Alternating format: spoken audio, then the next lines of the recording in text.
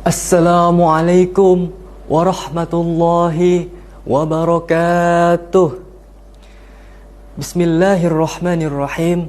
Wabihi nasta'in wa ala umurid dunya waddin wa ala alihi wa sahbihi ajma'in, amma ba'du. Yang saya hormati segenap dewan juri dan tak lupa seluruh teman-temanku yang saya banggakan. Pertama-tama dan yang paling utama, marilah kita panjatkan puji dan syukur kehadirat Allah Subhanahu wa Ta'ala yang telah menciptakan Adam dan Hawa, langit dan bumi, serta segala sesuatu yang kita butuhkan. Salawat serta salam senantiasa tercurahkan kepada manusia yang paling baik akhlaknya, paling indah tutur katanya, paling santun budi pekertinya, yakni baginda besar Nabi Muhammad SAW, yang telah membawa kita dari zaman jahiliyah menuju ke zaman yang penuh ilmu pengetahuan ilmiah. Teman-temanku sekalian, siapa sih di antara kita yang gak punya panutan dalam hidup? Kita sering lihat orang ngefans sama pemain bola, aktor, atau mungkin idol K-pop. Tetapi pernah gak sih kita mikir sebenarnya siapa panutan terbaik yang bisa membawa kita ke jalan yang benar? Jawabannya gak lain dan bukan adalah Rasulullah SAW. Allah sendiri telah berfirman di dalam Al-Quran. A'udzu billahi minasyaitonir rajim. Bismillahirrahmanirrahim. Laqad kana lakum fi Rasulillahi uswatun hasanah, yang artinya sesungguhnya telah ada pada diri Rasulullah itu suri teladan yang baik bagimu. Quran Surat Al-Ahzab ayat 21. Dari ayat di atas kita dapat mengetahui bahwa Rasulullah adalah role model terbaik dalam hidup kita, dalam akhlak, ibadah, dan kehidupan sehari-hari. Rasulullah bukan hanya sekedar seorang pemimpin, tetapi beliau juga seorang suami, seorang ayah, dan seorang guru yang teladan bagi seluruh umat manusia. Teman-temanku sekalian, Rasulullah adalah manusia yang paling mulia, tetapi beliau tetap rendah hati. Suatu ketika ada laki-laki yang datang kepada beliau dengan gemetar karena merasa minder. Tetapi dengan lembut beliau berkata, "Tenanglah, aku ini bukan raja. Aku hanyalah anak seorang wanita dari suku Quraisy yang biasa makan daging kering." Hadis riwayat Ibnu Majah. Masya Allah, Rasulullah itu adalah manusia yang paling mulia, tetapi beliau tetap rendah hati. Sementara kita baru dapat pujian dikit aja udah merasa paling hebat.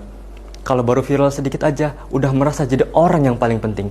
Padahal Rasulullah itu ngajarin kita kalau kemuliaan bukan diukur dari pujian orang lain, tetapi dari kerendahan hati dalam menjalani hidup kita sehari-hari. Satu hal lagi yang bikin Rasulullah menjadi panutan terbaik adalah tentang kelembutan hati beliau. Rasulullah kalau marah gak pernah berlebihan, dan kalau memaafkan gak pernah setengah-setengah. Dalam sebuah hadis Rasulullah bersabda, "Bukanlah orang yang kuat itu yang pandai bergulat, tetapi orang yang kuat adalah orang yang bisa mengendalikan emosinya ketika ia marah." Hadis riwayat Bukhari dan Muslim. Coba deh kita renungin, kalau kita lagi kesel, kita biasanya ngapain? Kita bisa update status sambil nyindir orang, atau malah baper sendiri gak jelas.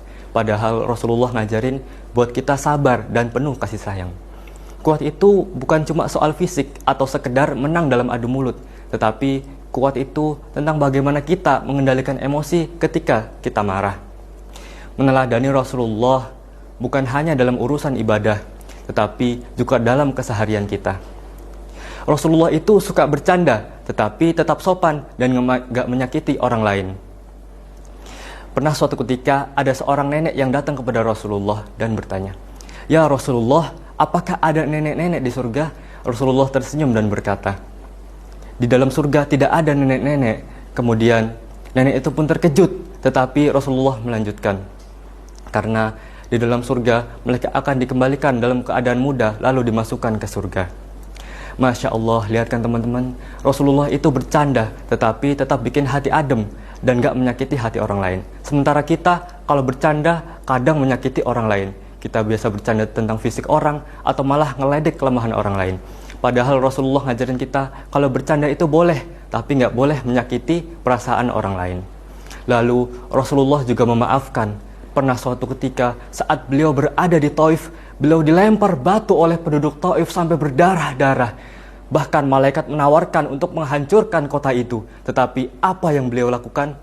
Beliau malah berdoa agar keturunan mereka kelak akan mendapat hidayah. Teman-temanku sekalian, meneladani Rasulullah itu gak harus dari hal-hal besar saja. Mulailah dari hal-hal kecil. Mulailah dengan berkata jujur, mudah memaafkan, dan gak gampang marah. Rasulullah itu rendah hati, tetapi Rasulullah juga manusia yang paling mulia.